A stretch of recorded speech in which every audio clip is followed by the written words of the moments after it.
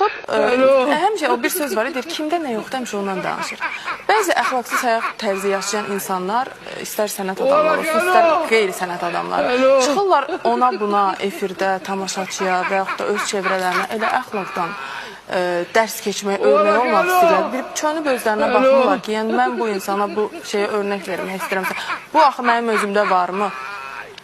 Həyatda min oyundan çıxırlar. Mən həmən müğənniyə, Kimə?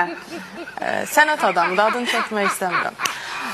Tövsiyə eləyərdim ki, əgər əxlaqsızlığı gənc aparıcılar təbliğ eləyirsə, yaxşı, sən əxlaqlı ol, sən gənc xanımlara, çevrəndəki gənc xanımlara təbliğat apar da, deyilən ki, ailə qurun, övlad sahibi olun, gözəl gələcəyiniz olsun. Yoxsa ki, gənc xanımları pozğun həyat tərzinə qarşı yönləndirmək, bu haçandan əxlaqlılıq olur.